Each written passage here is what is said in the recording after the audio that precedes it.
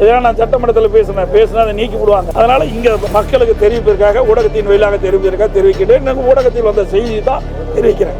எதிர்கட்சிக்கு ஒரு நீதி, ஆளுங்கட்சிக்கு ஒரு நீதியாகத்தான் பார்க்கப்படுகிறது. இப்படிப்பட்ட சந்தேகம் வர காரணத்தினால்தான் சம்பவத்தில் மிகப்பெரிய சந்தேகம் இந்த அரசின் மீது ஏற்பட்டது. மக்கள் பேசுறாங்க, முழுமையா இதுதான் உண்மை என்று நாங்களும் கருதுறோம். கரூர் சம்பவம் குறித்து முதல்வர் கருத்து சொல்வது என்றால் இது பிரதான எதிர்க்கட்சி அனைத்து இந்திய அண்ணா திராவிட முன்னேற்ற கழகம். கரூர் சம்பவம் நடைபெற்ற நிகழ்வு குறித்து பிரதான எதிர்க்கட்சி என்ற முறையில் எங்களுடைய கருத்துக்கள் தெரிவித்த பிறகு முதலமைச்சர் பதிலளிப்பதுதான் பொருத்தமாக இருக்கும் என்று நான் குறிப்பிட்டேன். சட்டப்பேரவை தலைவர்கள் 56 விதி எண் 56 கீழ் பேசுவதற்கு வாய்ப்பு கொடுக்கிறேன் என்று சொல்லிவிட்டு உடனே முதலமைச்சர் அவர்களை அழைத்து அரசனுடைய கருத்தை குறிப்பிடலாம் என்று அவருக்கு அனுமதி கொடுத்தார். நான் இது முக்கிய பிரச்சனை என்ற காரணத்தினால் இன்றைக்கு 41 பேர் மிக துயரமான சம்பவம் என்ற காரணத்தினால் நாங்கள் அமைதி காத்து சட்டப்பேரவை தலைவர் சொன்னதற்கு சம்மதித்து முதலமைச்சர் அவர்கள் என்ன கருத்தை சொல்வார் என்பதை நாங்கள் கேட்போம் என்று அங்கேயே அமர்ந்து முதலமைச்சர் சொன்ன கருத்துக்கள் எல்லாம் நாங்கள் அமைதியாக கேட்டுக்கொண்டிருந்தோம். திராவிட முன்னேற்ற கழக அரசு இந்த கரூர் நிகழ்வு குறித்து என்னென்ன நடவடிக்கை எடுக்கப்பட்ட என்ற விவரத்தை தெரிவித்தார். அதுக்கு பிறகு பிரதான எதிர்க்கட்சி என்ற முறையில் பேரவை விதி 56 கீழ் நான் பேசுவதற்காக அனுமதி கேட்டேன். அனுமதி கொடுத்தார்கள். அந்த அடிப்படையில் நான் பேச ஆரம்பித்தேன். தமிழக வெற்றி கழகத்தின் தலைவர் மக்கள் சந்திப்பு கூட்டம் பேசிக் கொண்டிருந்த பொழுது ஒரு 10 நிமிடத்திற்கு பேசிக் கொண்டிருந்திருப்பார். அந்த சமயத்தில் ஒரு செருப்பு வந்து விழுகிட்டது. இதெல்லாம் நான் சட்டமன்றத்தில் பேசினா அதை நீக்கி விடுவாங்க. அதனால இங்க மக்களுக்கு தெரிவிப்பதற்காக ஊடகத்தின் வழியாக தெரிவிக்கிறேன். ஊடகத்தில் வந்த செய்தி தான் தெரிவிக்கிறேன். அதை பற்றி இந்த அரசு அவருடைய கருத்து எதுவுமே சொல்லல. இந்த கூட்டத்திற்கு முழுமையான பாதுகாப்பு கொடுக்கப்பட்டிருந்தால் இந்த உயிர் இருக்கலாம். ஆனால் இந்த அரசாங்கம் எதிர்கட்சிக்கு ஒரு நீதி, ஆளுங்கட்சிக்கு ஒரு நீதியாகத்தான் பார்க்கப்படுகிறது. அது எந்த எதிர்கட்சியாக இருந்தாலும் சரி. எல்லாம் நடந்த சம்பவம் தான், புதுசாக நான் எதுவுமே சொல்லல. தமிழக வெற்றி கழகத்தின் தலைவர் 4 மாவட்டத்தில் மக்கள் சந்திப்பு கூட்டத்தை நடத்தியிருக்கார். திருச்சி, அரியலூர், நாகப்பட்டினம், அதுபடுத்து திருவாரூர், அதுக்கு பிறகு நாமக்கல், அப்புறம் தான் கரூருக்கு வந்தார். ஏற்கனவே 4 கூட்டத்தில் எவ்வளவு மக்கள் அந்த நிகழ்ச்சியில் பங்கு பெறுவார் என்று காவல்துறைக்கு தெரியும், உளவுத்துறைக்கு தெரியும், அரசுக்கும் தெரியும். அதற்கு ஏற்றவாறு இடத்தை ஒதுக்கி இருக்க வேண்டும். அவர் கேட்ட இடத்தை ஒதுக்கல. அதுவும் செய்ய அரசு தவறிவிட்டது. தமிழக வெற்றி கழகம் கரூரில் மக்கள் சந்திப்பு கூட்டத்தில் 500 காவலர்கள் பாதுகாப்பு பணியில் ஈடுபட்டு சொன்னாங்க.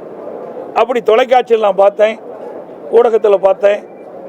ஆனால் அப்படி 500 பேர் அந்த மக்கள் சந்திப்பு கூட்டத்தில் காவல் இருந்தால் என்றால் இல்லை என்பதுதான் தெளிவாக தெரியுது. எல்லா ஊடக நபர்களும் நீங்கள் இருக்கிறீங்க, எங்களுக்கெல்லாம் உங்களுடைய தொலைக்காட்சியில் பார்த்தா நான் அந்த கருத்து சொல்கிறேன். தமிழக வெற்றி கழக தலைவர் பேசுகின்ற பொழுது எவ்வளோ காவலர் அந்த இடத்துல இருந்தாங்க.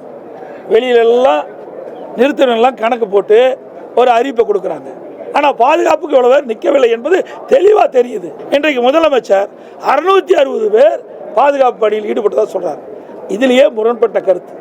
இப்படிப்பட்ட சந்தேகம் வர காரணத்தினால தான் மக்களுக்கு இதில் இந்த சம்பவத்தில் மிகப்பெரிய சந்தேகம் இந்த அரசின் மீது ஏற்பட்டது. இதில் ஏதாவது ஒரு அசம்பாவம் ஏற்பட வேண்டும் என்ற திட்டமிட்டு உள்நோக்கத்தோடு தான் இந்த இடத்த வேலுச்சாமிபுரத்தை கொடுத்துருக்காங்க என்று தான் மக்கள் பேசுகிறாங்க. முழுமையாக இதுதான் உண்மை என்று நாங்களும் கருதுகிறோம். அரசாங்கம் எதுக்கு பேட்டி கொடுக்க நியமிச்சிருக்கிறாங்க? அரசு போட்ட திட்டங்களை மக்களுக்கு எடுத்து சொல்வதற்கு தான் நியமிக்கப்பட்டது. ஆனால் தமிழக வெற்றி கழக தலைவர் இதெல்லாம் பின்பற்றி இருந்தால் இந்த விபத்து நடக்காதுன்னு சொல்கிறாங்க. இது எப்படி? ஒரு நபர் கமிஷன் அமைக்கப்பட்டு விட்டது. எந்த செய்தியாக இருந்தாலும் அந்த தகவலை அந்த ஒரு நபர் கமிஷன் தான் முறையிட வேண்டும். அதற்கு மாறாக அரசாங்கமே அரசு அதிகாரிகளை காவல்துறையில் வைத்து இப்படி இந்த சம்பவம் நடைபெறுவதற்கு காரணம் என்று இவர் விளக்கின்ற பொழுது எப்படி ஒரு நபர் கமிஷன் நேர்மையாக செயல்பட முடியும்? ஏடிஜிபிக்கு எதிராக அவர் எப்படி அங்கே போய் அந்த விசாரணை நேர்மையாக செய்ய முடியும்? இதெல்லாம் பெரிய சந்தேகம் ஏற்படும். எவ்வளோ பதற்றீங்க. ஆக இதையெல்லாம் பார்க்கின்ற பொழுது வேண்டுமென்றே திட்டமிட்டு தான் இந்த நிகழ்வு நடைபெற்றுவதாக மிகப்பெரிய சந்தேகம் எழுகிறது. அவ்வளவு பேசுறாரு, மற்ற எல்லாமே பேசும்போது என்ன டார்கெட் பண்ணி, ஏன்னா நீங்க பேச முதல்வர் பதிலளிப்பான்னு சொல்ல போகுது, எதுக்காக உங்களையும் டார்கெட் பண்ணி பேசுறாங்க? அந்த தாவேக்காவோட கூட்டணி ஒன்று வந்துச்சு, இப்போ எதனால மற்ற பேசலாம சபாநாயகர் எதுக்காக உங்களுக்கு பதட்டம்? ஏன்னா இன்னைக்கு சிபிஐ விசாரணை மேற்கொள்ளப்பட்டு விட்டாங்க.